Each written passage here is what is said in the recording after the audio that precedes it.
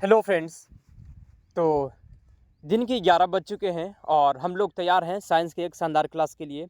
जैसा कि आप सभी जानते हैं कि यह क्लास आपके लिए हर रोज़ जो है 11 बजे दिन में होता है, जिसमें सभी क्वेश्चन आपके एग्ज़ाम के लिए मोस्ट इंपॉर्टेंट होता है। ठीक है, तो जल्दी से आप सभी कमेंट करिए कि आप सभी कैसे हैं और आपका तैयारी कैसा चल रहा है। ठीक है, उसके बाद हम लोग इस क्लास को आगे बढ़ा देंगे। ठीक है जी, तो चलिए हम लोग क्लास को स्टार्ट करते हैं और क्लास को स्टार्ट कर दें। ठीक है, जितना भी क्वेश्चन का आंसर याद है आपको कमेंट करते रहना है। ठीक है, जितना भी क्वेश्चन का आंसर याद है कमेंट करते रहिएगा। चलिए क्लास को स्टार्ट करते हैं। आज का पहला क्वेश्चन है कि फ़ारेनहाइट स्केल पर किसी वस्तु का ताप 212 डिग्री फ़ारेनहाइट है। सेल्सियस पैमाने पर उस वस्तु का ताप क्या होगा? क्वेश्चन को ध्यान से पढ़िएगा कि फ़ारेनहाइट स्केल पर किसी वस्तु का ताप 212 डिग्री फ़ारेनहाइट है। सेल्सियस पैमाने पर उस वस्तु का ताप क्या होगा? 100 degree Celsius, 40 degree Celsius, 112 degree या फिर -32 डिग्री सेल्सियस।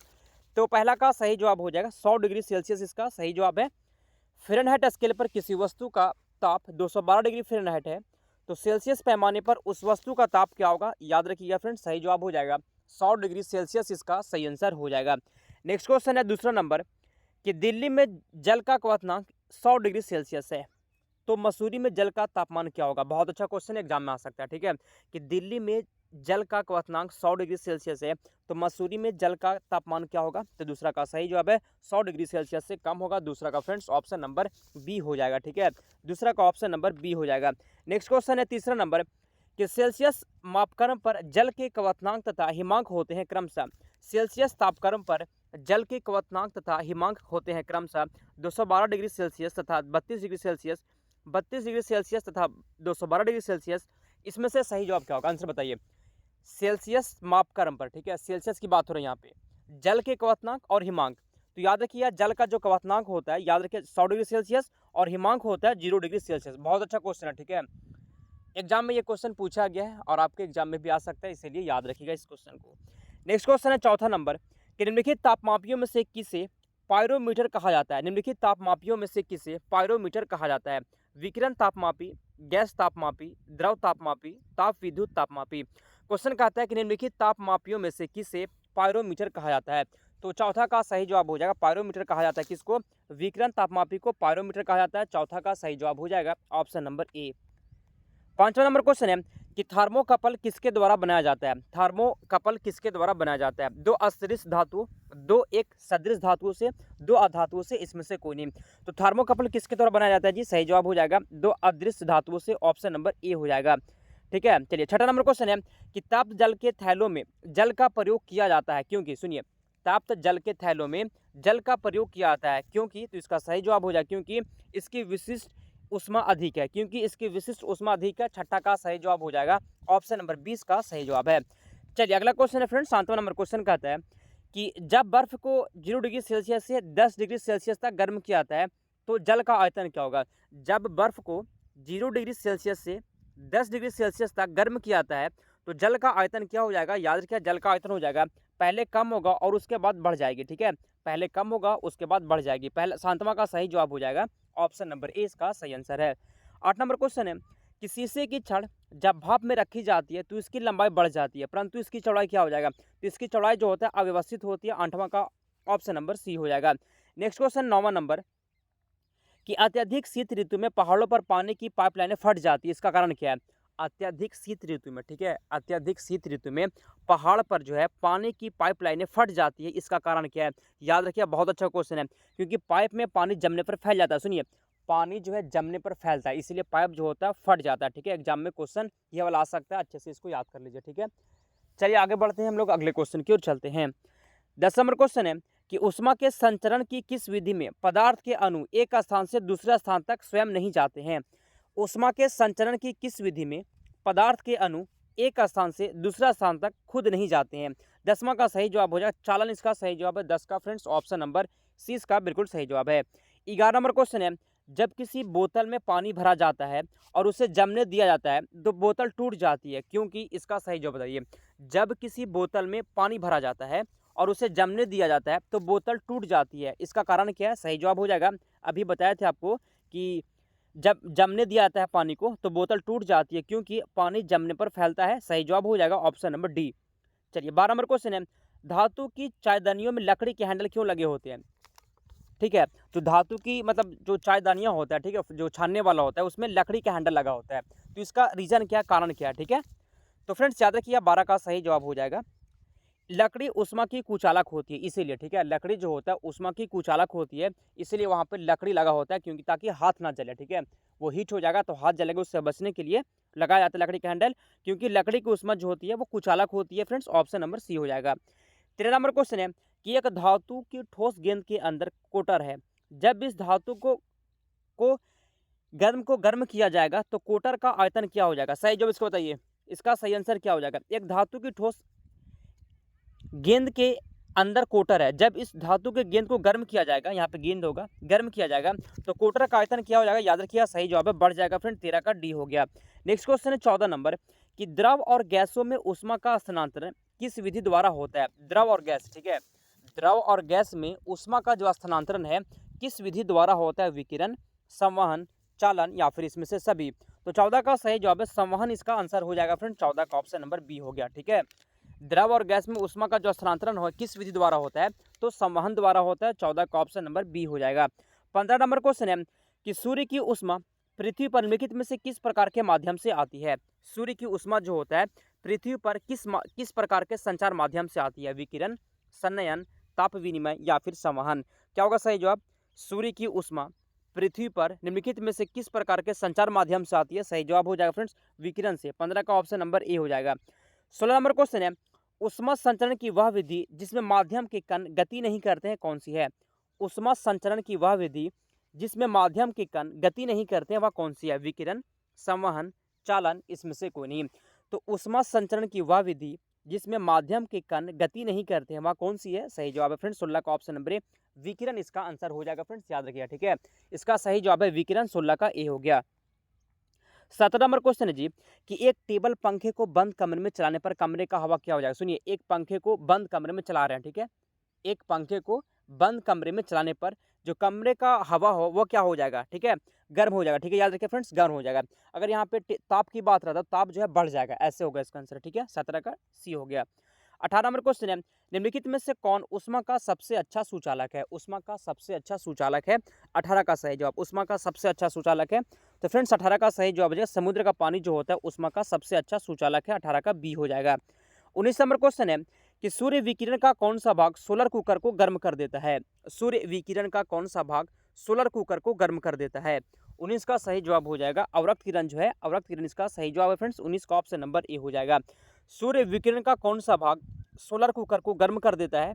तो अवरक्त किरण इसका सही जवाब है। 19 का ऑप्शन नंबर ए।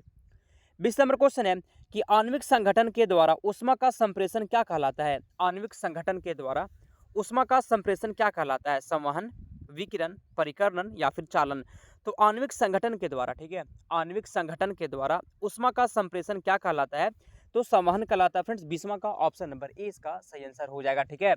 आणविक संगठन के द्वारा ऊष्मा का संप्रेषण क्या कहलाता है? तो संवहन कहलाता है। 20 का ए हो जाएगा। नेक्स्ट क्वेश्चन 21 नंबर कि बोलोमीटर मापन की एक युक्ति है वायु की गति के, उष्मीय विकिरण के, दाब के या फिर पौधों में वृद्धि के। क्वेश्चन कहता है कि बोलोमीटर मापन की एक युक्ति है, तो सही जवाब हो जाएगा उष्मीय विकिरण के, ठीक है फ्रेंड्स। 21 का ऑप्शन नंबर बी हो जाएगा। नेक्स्ट क्वेश्चन है 22 नंबर कि निम्नलिखित में से कौन जो है ऊष्मा का सर्वोत्तम चालक है? ऊष्मा का सर्वोत्तम चालक, ऊष्मा का सर्वोत्तम चालक चमड़ा, पारा, जल या फिर लकड़ी। इसमें से कौन ऊष्मा का सर्वोत्तम चालक है? 22 का सही जवाब है पारा जो होता है ऊष्मा का सर्वोत्तम चालक है। फ्रेंड्स 22 का बी हो जाएगा। नेक्स्ट क्वेश्चन है 30 नंबर कि विद्युत केतली में पानी गर्म होता है। विद्युत केतली जो होता है, विद्युत केतली में पानी गर्म होता है किसके कारण? क्या होगा सही जवाब इसका? आंसर बताइए, इसका सही आंसर क्या हो जाएगा जी? क्वेश्चन कहता है कि विद्युत केतली में पानी गर्म होता है किसके कारण? तो 23 का सही जवाब है संवहन के कारण। 23 का ऑप्शन नंबर ए हो जाएगा। 24 नंबर क्वेश्चन है कि चांदी की उष्मीय चालकता तांबे की उष्मीय चालकता की अपेक्षा क्या होता है? चांदी की उष्मीय चालकता की बात हो रहा है, ठीक है। तांबे की उष्मीय चालकता की अपेक्षा सही जवाब हो जाएगा, सही जवाब हो जाएगा अधिक होता है, ठीक है। 24 का फ्रेंड्स ऑप्शन नंबर 20 का सही जवाब है। 25 नंबर क्वेश्चन है यदि किसी धातु को खाना पकाने के बर्तन बनाने में प्रयुक्त किया जाता है तो ताप चालकता क्या होगा? यदि किसी धातु को, ठीक है, धातु को खाना पकाने के बर्तन बनाने में प्रयुक्त किया जाता है तो चालकता क्या हो जाएगा? याद रखिए फ्रेंड्स कम होनी चाहिए, ठीक है। चालकता जो है कम होनी चाहिए। 25 का सी हो जाएगा। अगर अगर क्या बनाया जाए, अगर खाना पकाने की बर्तन बनाने में प्रयुक्त किया जाता है तो चालकता जो है कम होनी चाहिए, 25 का सी हो जाएगा। ठीक है।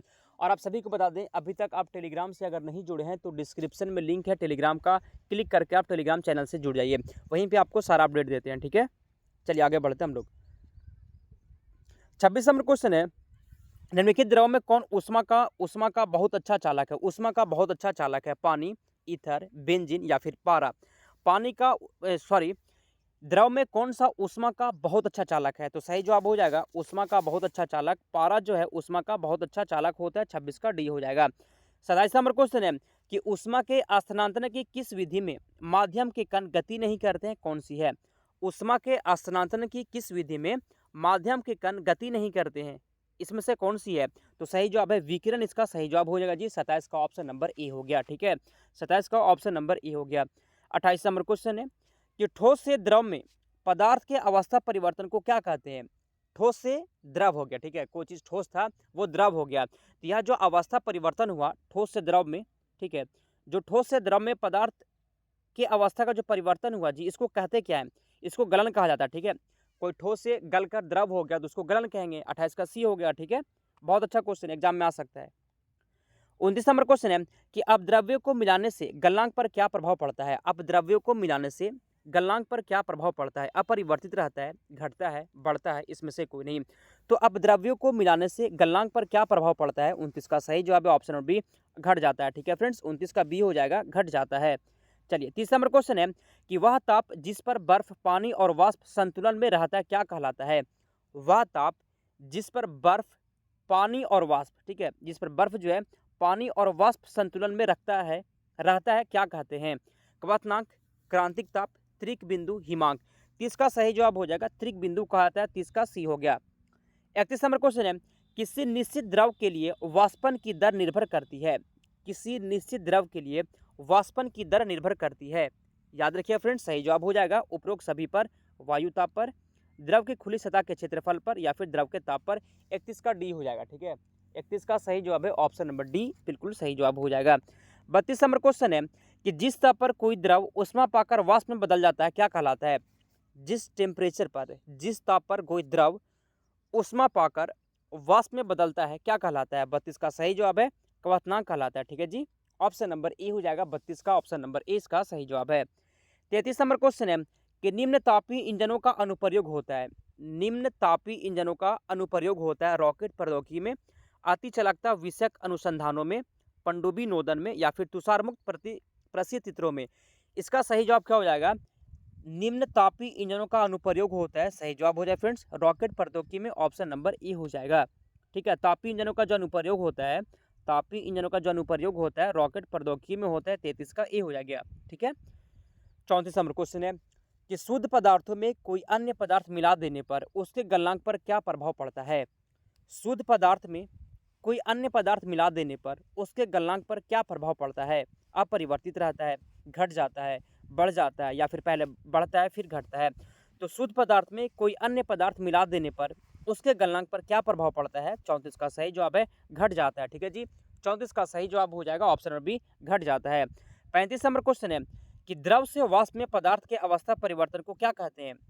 द्रव से वाष्प, ठीक है, कोई चीज़ द्रव अवस्था में था वो वाष्प बदल गया, तो ये जो परिवर्तन हुआ जी इसको क्या कहते हैं? तो 35 का सही जो वाष्पन कहा जाता है। ठीक है, वाष्पन गलन क्या होता है?